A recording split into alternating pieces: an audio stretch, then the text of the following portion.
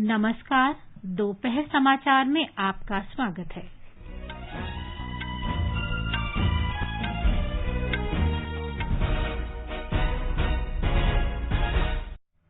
केंद्रीय गृह मंत्री अमित शाह ने ओडिशा, आंध्र प्रदेश और पश्चिम बंगाल के मुख्यमंत्रियों तथा अंडमान निकोबार द्वीप समूह के उपराज्यपाल के साथ चक्रवात यास को देखते हुए तैयारियों की समीक्षा के लिए बैठक की।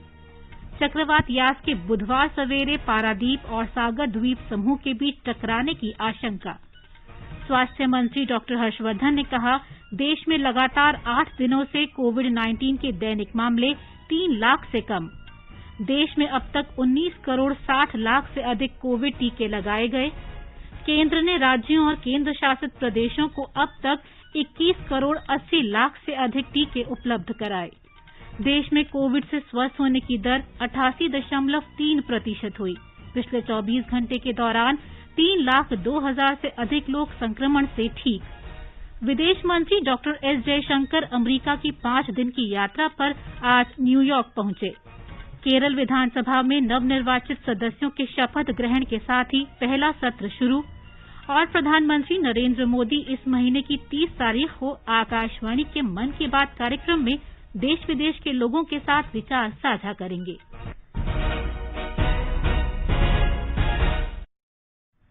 दोपहर समाचार में निखिल कुमार के साथ मैं प्रियंका अरोड़ा। कोरोना संक्रमण को देखते हुए आपसे अपील है कि लापरवाही न बरतें, सभी एहतियाती उपायों का पालन करें और पहला टीका लगवा चुके 45 वर्ष से अधिक उम्र के लोग सही समय पर दूसरा टीका लगवाएं। 3 आसान उपायों का पालन करें और सुरक्षित रहें। मास्क लगाएं, 2 गज की सुरक्षित दूरी बनाए रखें, बार-बार हाथ धोएं और साफ सफाई रखें। और अब समाचार विस्तार से। केंद्रीय गृह मंत्री अमित शाह ने चक्रवात यास को देखते हुए तैयारियों की समीक्षा के लिए वीडियो कॉन्फ्रेंस के माध्यम से आज एक बैठक की। ओडिशा, आंध्र प्रदेश और पश्चिम बंगाल के मुख्यमंत्रियों तथा अंडमान निकोबार द्वीप समूह के उपराज्यपाल इस बैठक में शामिल हुए।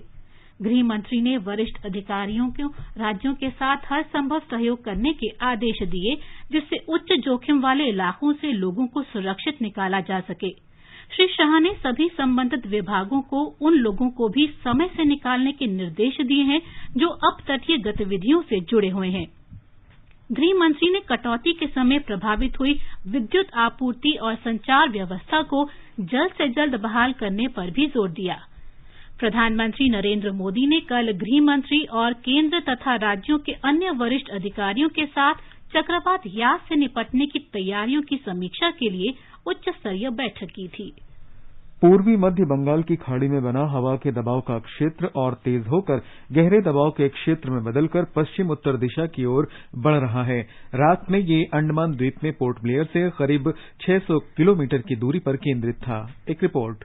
पूर्वी मध्य बंगाल की खाड़ी में बना हवा के दबाव का क्षेत्र और तेज होकर गहरे दबाव के क्षेत्र में बदलकर पश्चिम उत्तर दिशा की ओर बढ़ रहा है। रात में यह अंडमान द्वीप में पोर्ट ब्लेयर से करीब 600 किलोमीटर की दूरी पर केंद्रित था। यह ओडिशा के पारादीप से 540 किलोमीटर दक्षिण पूर्व में, बालासोर से 650 किलोमीटर दूर दक्षिण पूर्व में दिशा और पश्चिम बंगाल में दीघा से दक्षिण दक्षिण पूर्वी दिशा में स्थित था। आज इसके चक्रवात का रूप लेकर उत्तर पश्चिम दिशा की ओर बढ़ने और अगले 24 घंटे में इसके भीषण चक्रवात का रूप लेने की आशंका है। 26 मई की सुबह तक इसके और तेज होकर उत्तरी ओडिशा के तट के पास उत्तर पश्चिम दिशा में पश्चिम बंगाल के तट से टकराने की संभावना है। 26 मई की शाम तक इसके भीषण समुद्री तूफान का रूप लेकर उत्तरी ओडिशा पश्चिम बंगाल तट को पार करते हुए पारादीप और सागर द्वीप तक पहुंचने की आशंका है। जी कोंडलराव, आकाशवाणी समाचार, विजयवाड़ा।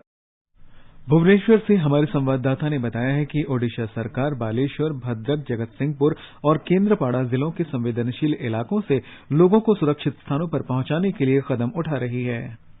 कोविड मरीजों के इलाज के लिए चिकित्सा ऑक्सीजन के महत्व को देखते हुए मुख्यमंत्री नवीन पटनायक ने हितधारकों को राज्य के भीतर और बाहर दोनों जगह कोविड अस्पतालों में ऑक्सीजन की निर्बाध उत्पादन और आपूर्ति सुनिश्चित करने को कहा है। इस बीच ओडिशा के तटीय जिलों को प्रभावित करने वाले संभावित चक्रवात यास को देखते हुए राज्य सरकार ने लोगों के लिए आवश्यक वस्तुओं की खरीद के लिए लॉकडाउन के दौरान 6 घंटे तक ढील दी है। उन 10 तटीय जिलों में जिनके चक्रवात से प्रभावित होने की संभावना है, वहां यह ढील केवल आज और कल के लिए लागू होगा। इस बीच आज कोविड के लगभग 11,000 मामले दर्ज किए गए। राज्य में सक्रिय कोविड मामलों की संख्या 1,11,000 से अधिक हो गई है। भुवनेश्वर से गिरीश चंद्र दास, आकाशवाणी समाचार।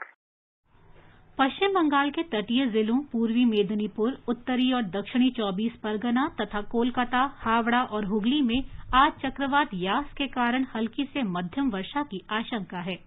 पश्चिम बंगाल सरकार चक्रवात को देखते हुए सभी आवश्यक उपाय कर रही है।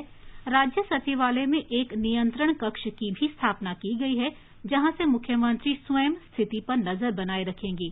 राज्य स्वास्थ्य विभाग और राज्य आपदा प्रबंधन विभाग सहित कुछ अन्य विभागों ने सहायता के लिए हेल्पलाइन नंबर भी जारी किए हैं। कोलकाता में नगर निगम ने सभी आवश्यक वस्तुओं की आपूर्ति बनाए रखने के लिए कई दल तैनात किए हैं। सेना ने तूफान यास के प्रभाव से निपटने के लिए तैयारी शुरू कर दी है। एनडीआरएफ के महानिदेशक एसएन प्रधान ने बताया है कि उन्होंने राज्यों के साथ मिलकर इससे निपटने की तैयारी की है। जो साइक्लोन है ये आईएमडी के अनुसार वेरी सीवियर साइक्लोनिक स्टॉर्म की कैटेगरी में आता है। वेरी सीवियर साइक्लोनिक स्टॉर्म का मतलब हुआ विंड स्पीड से आकलन किया जाए तो 120 से लेकर 175 तक, गस्टिंग 185 तक जा सकता है। एनडीआरएफ ने तैयारी की है और स्टेट्स के साथ मिलकर तैयारी की है। और जो अच्छी बात है वो ये कि भारत सरकार की तरफ से हाईएस्ट लेवल पर इसका कॉग्निजेंस दिया गया है। प्रधानमंत्री जी ने मीटिंग की। स्टेट के जो भी रिक्वेस्ट हैं उनको हम लोग अनुमोदित कर रहे हैं और टीम्स जब मांगी जा रही है वो दे रहे हैं। और इसी तरह से एनडीआरएफ टीम भी तैनात की जा रही है और जहां जरूरत हो रही है एयरलिफ्टिंग के जरिए भी उनको पहुंचाया जा रहा है।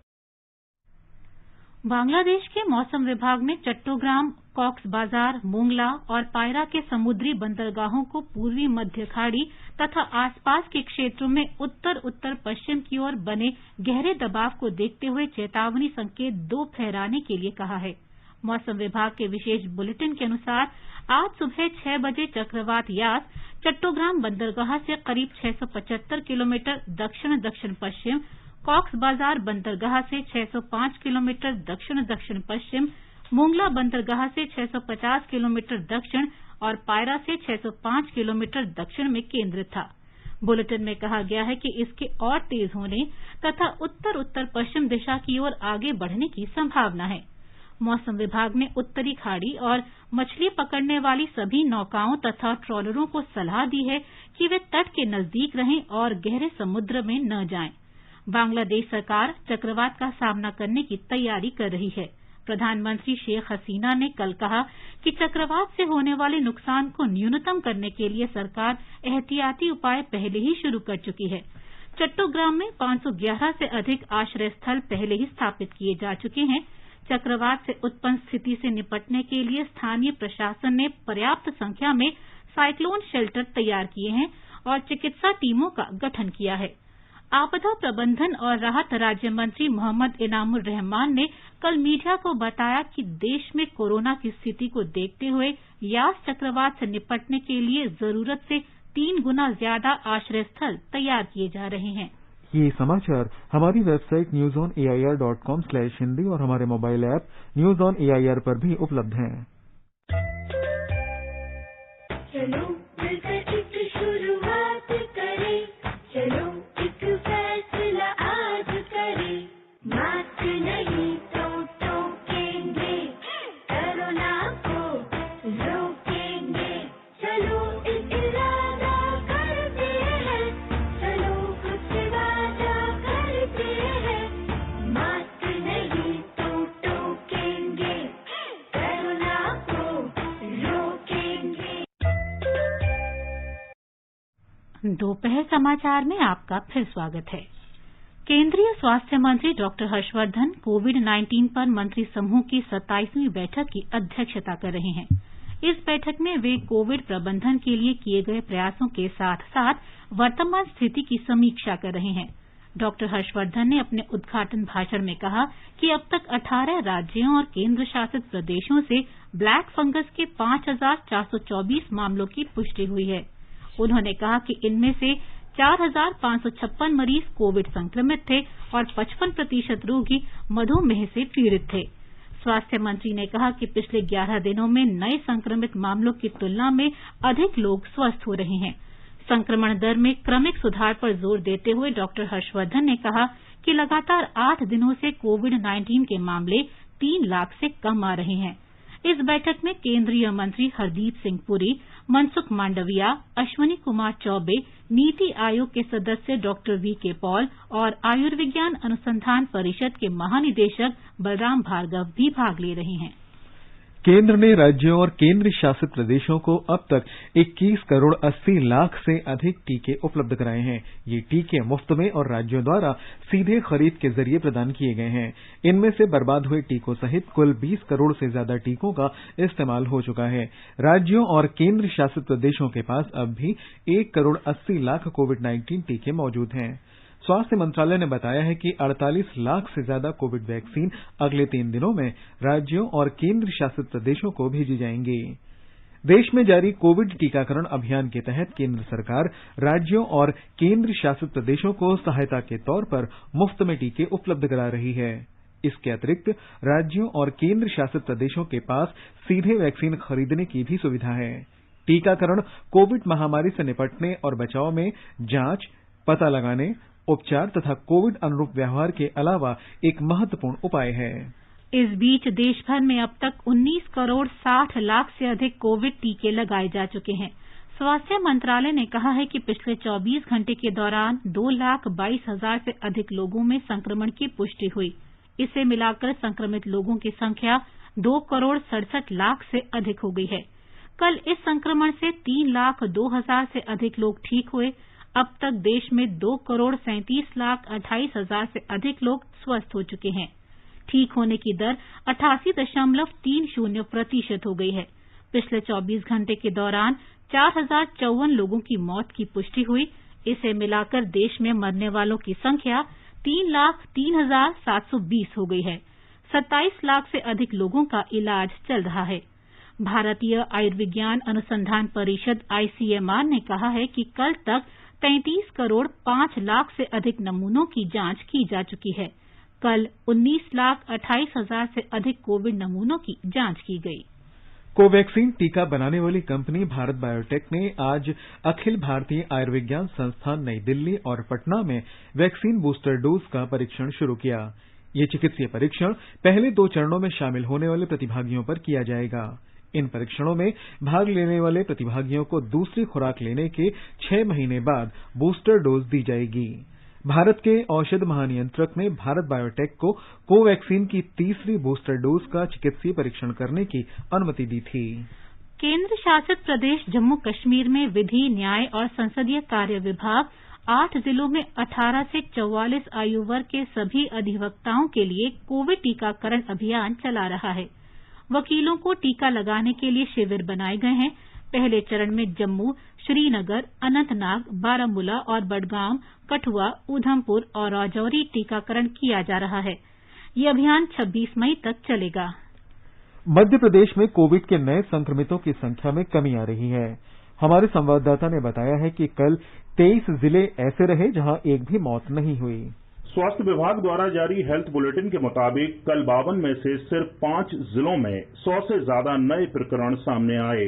वहीं 23 जिले ऐसे रहे जहां एक भी मौत नहीं हुई। संक्रमण में कमी को देखते हुए करीब 2 महीने की सख्ती के बाद आज से मध्य प्रदेश में अनलॉक की प्रक्रिया शुरू हो गई है। खंडवा, बुरहानपुर, झाबुआ सहित 5 जिलों में शर्तों के साथ आज बाजार खुले हैं। यहां लोग कोविड नियमों का पालन करते हुए खरीदारी के लिए निकल रहे हैं। जल्द ही कम संक्रमण वाले कुछ और जिलों में भी ढील दी जाएगी। राशिद अहमद खान, आकाशवाणी समाचार, भोपाल। भारतीय रेलवे देश के विभिन्न राज्यों में तरल चिकित्सा ऑक्सीजन पहुंचाकर लगातार राहत भेजने की अपनी यात्रा जारी रखे हुए है। ऑक्सीजन एक्सप्रेस ने राज्यों को ऑक्सीजन सहायता पहुंचाने में आज 15,000 मीट्रिक टन का आंकड़ा पार कर लिया। 936 टैंकरों के साथ 234 ऑक्सीजन एक्सप्रेस रेलगाड़ियों ने ये कार्य पूरा किया है।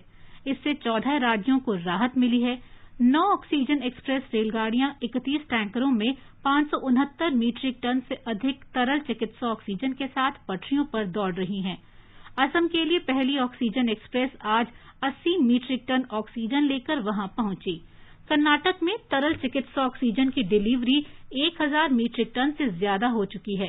ऑक्सीजन एक्सप्रेस 14 राज्यों उत्तराखंड, कर्नाटक, महाराष्ट्र, मध्य प्रदेश, आंध्र प्रदेश, राजस्थान, तमिलनाडु, हरियाणा, तेलंगाना, पंजाब, केरल, दिल्ली, उत्तर प्रदेश और असम तक पहुंची है। ऑक्सीजन एक्सप्रेस के परिचालन के दौरान सुचारू आवाजाही सुनिश्चित करने के लिए उच्च सतर्कता बरती जाती है। साथ ही इस बात का भी ध्यान रखा जाता है कि अन्य वस्तुओं की ढुलाई की गति कम न होने पाए। कर्नाटक में बेल्लारी संयंत्र में ऑक्सीजन उत्पादन बाधित होने के कारण सभी जिला उपायुक्तों को बुधवार तक ऑक्सीजन का उपयोग सतर्कतापूर्वक करने की सलाह दी गई है। राज्य में प्रतिदिन 850 मीट्रिक टन ऑक्सीजन का उत्पादन होता है। बेल्लारी संयंत्र में उत्पादन बाधित होने से अब 220 मीट्रिक टन ऑक्सीजन का उत्पादन हो रहा है। हमारे संवाददाता ने बताया है कि ऑक्सीजन आपूर्ति के प्रभारी और भारतीय प्रशासनिक सेवा के वरिष्ठ अधिकारी मुनीश मुदगिल ने आश्वासन दिया है कि बुधवार तक आपूर्ति सामान्य हो जाएगी। मुनीश मौदगिल जी ने सभी सरकारी अधिकारी और अस्पताल को संदेश रवाना किया है कि आज और कल ऑक्सीजन वितरण में 20% की कटौती होगी। उन्होंने स्पष्ट किया है कि इसमें घबराने की कोई बात इसलिए नहीं है क्योंकि सभी जिलों में इमरजेंसी उद्देश्य के लिए पर्याप्त स्टॉक ऑक्सीजन लभ्य है। सभी ऑक्सीजन उत्पादन केंद्र में नियोजित कैंप अधिकारियों को सूचित किया गया है कि हर एक बूंद ऑक्सीजन पर निगरानी रखी जाए। पूर्ण स्वरूप से नियुक्त नोडल अधिकारियों को कहा गया है कि अस्पताल में ऑक्सीजन की पूर्ति पर नियमित नजर रखी जाए। ऑक्सीजन हेल्पलाइंस को भी सतर्क रहने की सूचना मिली है। आईटी व्यवस्था से संचालित ऑक्सीजन मैनेजमेंट द्वारा वितरण और मांग की स्थिति पर हर वक्त जानकारी प्राप्त की जाएगी। सुधींद्रा, आकाशवाणी समाचार, बेंगलुरु। असम में पिछले 24 घंटे में 3,563 कोविड मरीजों की पुष्टि हुई। इस बीच 72 लोगों की कल कोविड से मौत हो गई। मुख्यमंत्री हिमंता बिस्वा शर्मा ने सभी उपायुक्तों को ग्रामीण क्षेत्रों में महामारी से बचाव के लिए सामुदायिक निगरानी प्रणाली स्थापित करने के निर्देश दिए हैं। हमारे संवाददाता ने बताया है कि कई सामाजिक संस्थाएं राज्य में कोविड मरीजों को सहायता प्रदान कर रही हैं। खालसा सेंटर नॉर्थ ईस्ट द्वारा गुवाहाटी में फ्री ऑक्सीजन लंगर मुहैया करा रहा है। ये संस्था जरूरतमंद लोगों को अधिकतम 10 दिनों तक ऑक्सीजन कंसंट्रेटर उपलब्ध करा रही है। गुवाहाटी स्थित संगठन केयर फॉर यू द्वारा शहर में भिखारी और जरूरतमंद लोगों को मुफ्त भोजन वितरित कर रहा है। इसके अलावा for you and for me नामक दूसरे संगठन द्वारा भी गुवाहाटी मेडिकल कॉलेज में एम्बुलेंस ड्राइवर, मरीज और मरीज के परिजनों को भोजन उपलब्ध करा रहा है। स्नातक के छात्रा गीतिका गोस्वामी ने जिला सूचना एवं जनसंपर्क अधिकारी गोलाघाट की मदद से दिव्यांगों के लिए एक सांस्कृतिक भाषा का कोविड-19 के प्रोटोकॉल वाला वीडियो तैयार किया है। मानस प्रतिम शर्मा, आकाशवाणी समाचार, गुवाहाटी। महाराष्ट्र के नाशिक जिले में पिछले 12 दिनों से लगाए गए कड़े प्रतिबंधों में आज से ढील दी गई है। नाशिक और पड़ोसी लासल गांव में कृषि उपज मंडी समितियां व्यापारियों के लिए खोली गई हैं। बड़ी संख्या में किसान अपनी उपज के साथ मंडियों में पहुंच चुके हैं। हालांकि कम समय होने के कारण विक्रेताओं को मंडियों में प्रवेश करने से रोक दिया गया था। कोविड-19 के संक्रमण को रोकने के लिए इस महीने की 12 तारीख से नासिक जिले में कड़े प्रतिबंध लगाए गए थे, जिसके चलते जिले के सभी एपीएमसीज बंद कर दिए गए थे। 12 दिनों के अंतराल के बाद प्रतिबंधों में आज से छूट दी गई है, जिसके कारण किसान अपनी उपज एपीएमसी में बेचने के लिए ला रहे हैं। किसानों को उनके पहचान पत्र और कोविड परीक्षण रिपोर्ट की जांच के बाद एपीएमसी में प्रवेश दिया जा रहा है। देश का सबसे बड़ा प्याज बाजार लासलगांव एपीएमसी में भी नजारा कुछ अलग नहीं था। यहाँ प्याज की ढुलाई करने वाले केवल 500 वाहनों को ही एपीएमसी में प्रवेश दिया जा रहा है। वाहनों को सीमित संख्या में प्रवेश मिलने की वजह से लासलगांव एपीएमसी के बाहर वाहनों की 2 किलोमीटर से अधिक की लंबी कतार देखी गई। इन 500 वाहनों में लाए गए प्याज की नीलामी आज ही की जाएगी। नासिक से संजय पाठक के साथ कुणाल शिंदे, आकाशवाणी समाचार, मुंबई। राजस्थान सरकार ने राज्य में लॉकडाउन की अवधि अगले 15 दिनों के लिए बढ़ाने का फैसला किया है। गृह विभाग ने 8 जून तक लॉकडाउन बढ़ाने के नए दिशा निर्देश जारी किए हैं। त्रिस्तरीय लॉकडाउन के अंतर्गत परिवार, वार्ड, गांव, शहर और राज्य स्तर पर एहतियाती उपायों के पालन से बदलाव होने की उम्मीद है। बिहार में लॉकडाउन 1 जून तक बढ़ा दिया गया है। ये जानकारी मुख्यमंत्री नीतीश कुमार ने एक ट्वीट में दी। उन्होंने कहा कि कोविड टीकाकरण अभियान और कोविड जांच यथावत जारी रहेंगे।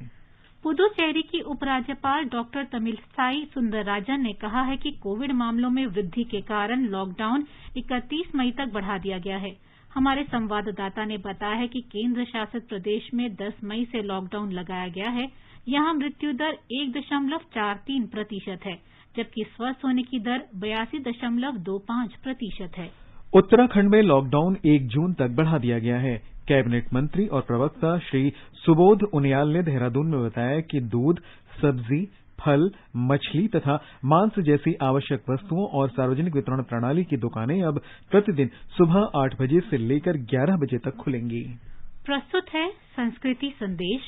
इस कोरोना काल में न हम पहले रुके थे, न हम अब रुकेंगे, न हम पहले थके थे, न हम आगे थकेंगे।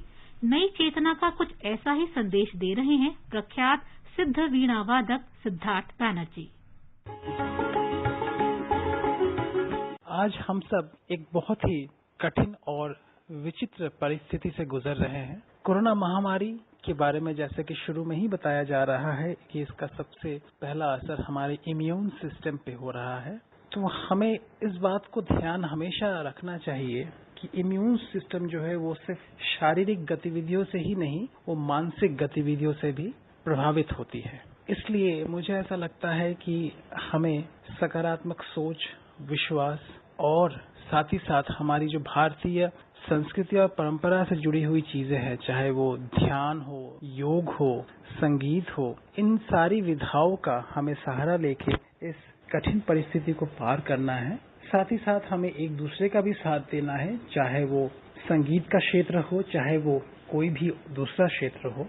और हमें नए संसाधनों की तरफ, नए अवसरों का भी हमें निर्माण खुद ही करना पड़ेगा, एक दूसरे का साथ देते हुए। आगे बढ़ने से पहले मुख्य समाचारों पर एक नजर। केंद्रीय गृह मंत्री अमित शाह ने ओडिशा, आंध्र प्रदेश और पश्चिम बंगाल के मुख्यमंत्रियों तथा अंडमान निकोबार द्वीप समूह के उपराज्यपाल के साथ चक्रवात यास को देखते हुए तैयारियों की समीक्षा के लिए बैठक की। चक्रवात यास के बुधवार सवेरे पारादीप और सागर द्वीप समूह के बीच टकराने की आशंका। स्वास्थ्य मंत्री डॉक्टर हर्षवर्धन ने कहा, देश में लगातार 8 दिनों से दैनिक कोविड-19 के मामले 3 लाख से कम। देश में अब तक 19 करोड़ 60 लाख से अधिक कोविड टीके लगाए गए। केंद्र ने राज्यों और केंद्र शासित प्रदेशों को अब तक 21 करोड़ 80 लाख से अधिक टीके उपलब्ध कराए। देश में कोविड से स्वस्थ होने की दर 88.3% हुई। पिछले 24 घंटों के दौरान 3,02,000 से अधिक लोग संक्रमण से ठीक हुए। विदेश मंत्री डॉक्टर एस जयशंकर अमेरिका की 5 दिन की यात्रा पर आज न्यूयॉर्क पहुंचे। केरल विधानसभा में नवनिर्वाचित सदस्यों के शपथ ग्रहण के साथ ही पहला सत्र शुरू और प्रधानमंत्री नरेंद्र मोदी इस महीने की 30 तारीख को आकाशवाणी के मन की बात कार्यक्रम में देश विदेश के लोगों के साथ विचार साझा करेंगे। केरल में 15वीं विधानसभा का पहला सत्र शुरू हो गया है। विधानसभा के अस्थायी अध्यक्ष पीटीए रहीम ने नवनिर्वाचित सदस्यों को शपथ दिलाई। कल विधानसभा अध्यक्ष का चुनाव होगा। इस पद के लिए एमबी राजेश वाम मोर्चा और पीसी विष्णुनाथ संयुक्त मोर्चा के उम्मीदवार हैं। राज्यपाल आरिफ मोहम्मद खान पिनराई विजयन सरकार के दूसरे कार्यकाल को 28 मई को संबोधित करेंगे। राज्यपाल के अभिभाषण पर धन्यवाद प्रस्ताव पर चर्चा अगले 3 दिनों तक चलेगी। वित्त मंत्री केएन बालागोपाल 4 जून को संशोधित बजट और लेखानुदान मांगे पेश करेंगे। विधानसभा का सत्र 14 जून को समाप्त हो जाएगा। ये समाचार आकाशवाणी से प्रसारित किए जा रहे हैं। ताज़ा समाचार जानने के लिए आप हमारे Twitter handle @AIR News Hindi को फॉलो कर सकते हैं। ये आकाशवाणी है। विदेश मंत्री डॉक्टर एस जयशंकर अमेरिका की 5 दिन की यात्रा पर न्यूयॉर्क पहुंच गए हैं। वे वहां संयुक्त राष्ट्र महासचिव एंटोनियो गुतेरेस से मुलाकात कर सकते हैं। विदेश मंत्री डॉक्टर जयशंकर वॉशिंगटन डीसी में अमरीकी विदेश मंत्री एंटनी ब्लिंकन से विचार विमर्श करेंगे। वे कैबिनेट सदस्यों और द्विपक्षीय संबंधों से संबंधित बाइडेन प्रशासन के वरिष्ठ अधिकारियों से भी मिलेंगे। भारत और अमरीका के बीच आर्थिक और कोविड संबंधी सहयोग पर व्यापार फोरम के साथ भी उनकी बातचीत होगी। प्रधानमंत्री नरेंद्र मोदी इस महीने की 30 तारीख को आकाशवाणी से मन की बात कार्यक्रम में अपने विचार साझा करेंगे। ये इस मासिक रेडियो कार्यक्रम की 77वीं कड़ी होगी। लोग नमो ऐप या माई जीओवी ओपन फोरम पर कार्यक्रम के लिए अपने सुझाव दे सकते हैं। टोल फ्री नंबर 1800-11-7800 पर फोन करके प्रधानमंत्री के लिए संदेश हिंदी या अंग्रेजी में रिकॉर्ड कराए जा सकते हैं। 1922 नंबर पर भी मिस्ड कॉल देकर एसएमएस से मिले लिंक के जरिए प्रधानमंत्री तक सुझाव भेजे जा सकते हैं। जामिया मिल्लिया इस्लामिया के 6 शोधकर्ताओं को लेटरल एंट्री योजना के तहत प्रतिष्ठित प्रधानमंत्री रिसर्च फेलोशिप से सम्मानित किया गया है। इनमें सिविल इंजीनियरिंग विभाग में फौजिया तबस्सुम और मोमिना शामिल हैं। इलेक्ट्रिकल इंजीनियरिंग में Azra Malik, centre for nano science और नैनो टेक्नोलॉजी से Firoz Khan, centre for interdisciplinary research के लिए आलिया तैयब और फिजियोथेरेपी और रिहैबिलिटेशन साइंस के लिए आशीष सेफ को सम्मानित किया गया है। जामिया मिल्लिया इस्लामिया की कुलपति प्रोफेसर नजमा अख्तर ने सभी शोधार्थियों को बधाई दी है और आशा व्यक्त की है कि इससे अन्य छात्रों, विशेषकर छात्राओं को विज्ञान तथा अनुसंधान में उत्कृष्ट करने की प्रेरणा मिलेगी। लद्दाख अपनी असाधारण कला, संस्कृति और अनुपम प्राकृतिक सौंदर्य के लिए जाना जाता है। बौद्ध धर्म से जुड़े होने की वजह से इसे लघु तिब्बत भी कहा जाता है। ऐसा विश्वास है कि सम्राट अशोक के कार्यकाल के दौरान लद्दाख में बौद्ध धर्म का प्रवेश हुआ। लेह से 100 किलोमीटर दूर तिरी गांव में एक ऐतिहासिक अशोक स्तूप को पवित्र माना जाता है और इसे संरक्षित किया गया है। हमारी लेह संवाददाता की एक रिपोर्ट। लद्दाख अपनी विशिष्ट संस्कृति एवं धरोहर की वजह से देश विदेश में जाने जाते हैं, जिनकी सुरक्षा एवं देखभाल यहाँ के स्थानीय लोग करते हैं। यहाँ बहुत सारे ऐसे भी धरोहर है जिनकी सुरक्षा बौद्ध मठों द्वारा की जाती है। उनमें से एक है तिरी स्तूप, जो लद्दाख के पूर्व में लेह से लगभग 100 किलोमीटर की दूरी पर तिरी नामक गाँव में विद्यमान है। तिरी स्तूप लद्दाख के प्राचीनतम स्तूपों में से एक है, जो मौर्य सम्राट अशोक द्वारा बनवाए गए हैं। अशोक काल में बनवाए इस स्तूप के महत्व के बारे में हिमालयन कल्चर हेरिटेज फाउंडेशन के डायरेक्टर डॉक्टर सोनम अंगचुक ने स्पष्ट की है। चंगथंग की तिरी गांव में स्थित अशोक स्तूप, जो कि लद्दाख में बौद्ध धर्म की स्थापना का सबसे प्राचीन सबूत माना जाता है। आज तिरी स्तूपा को लद्दाख में एक तीर्थ स्थल के रूप में माना जाता है और बौद्ध धर्म को मानने वाले लोग आज भी दर्शन के लिए वहां जाते हैं। यहाँ के मठों में लामाओं को देश विदेश की जानकारी के लिए एकमात्र साधन रेडियो है। लद्दाख की संस्कृति एवं धरोहर को बचाने और इसको बढ़ावा देने के लिए ऑल इंडिया रेडियो लेह का हमेशा से बड़ा योगदान रहा है। आकाशवाणी समाचार के लिए रमेश चंद्र के साथ तिरी गांव से मैं दिस्क डोलमा। आयुष मंत्रालय अंतर्राष्ट्रीय योग दिवस 2021 के उपलक्ष्य में विभिन्न गतिविधियों का आयोजन कर रहा है। इनके तहत घर पर रहें, योग अभ्यास करें विषय पर 5 वेबिनार की श्रृंखला भी शामिल है। देश के 5 प्रतिष्ठित संगठनों के सहयोग से इस श्रृंखला का आयोजन किया जा रहा है। प्रत्येक संगठन मौजूदा स्थिति में महत्वपूर्ण विषय पर एक वेबिनार करेगा। 5 वेबिनारों की श्रृंखला का उद्देश्य लोगों को विभिन्न मुद्दों पर जागरूक करना है, जो कोविड के समय में महत्वपूर्ण है। और अंत में मुख्य समाचार एक बार फिर। केंद्रीय गृह मंत्री अमित शाह ने ओडिशा, आंध्र प्रदेश और पश्चिम बंगाल के मुख्यमंत्रियों तथा अंडमान निकोबार द्वीप समूह के उपराज्यपाल के साथ चक्रवात यास को देखते हुए तैयारियों की समीक्षा के लिए बैठक की। चक्रवात यास के बुधवार सवेरे पारादीप और सागर द्वीप समूह के बीच टकराने की आशंका। स्वास्थ्य मंत्री डॉक्टर हर्षवर्धन ने कहा, देश में लगातार 8 दिनों से कोविड-19 के दैनिक मामले 3 लाख से कम। देश में अब तक 19 करोड़ 60 लाख से अधिक कोविड टीके लगाए गए। केंद्र ने राज्यों और केंद्र शासित प्रदेशों को अब तक 21 करोड़ 80 लाख से अधिक टीके उपलब्ध कराए। देश में कोविड से स्वस्थ होने की दर 88.3% हुई। पिछले 24 घंटे के दौरान 3,02,000 से अधिक लोग संक्रमण से ठीक। विदेश मंत्री डॉक्टर एस जयशंकर अमेरिका की 5 दिन की यात्रा पर आज न्यूयॉर्क पहुंचे। केरल विधानसभा में नवनिर्वाचित सदस्यों के शपथ ग्रहण के साथ ही पहला सत्र शुरू। इसके साथ ही दोपहर समाचार का ये अंक समाप्त हुआ। नमस्कार।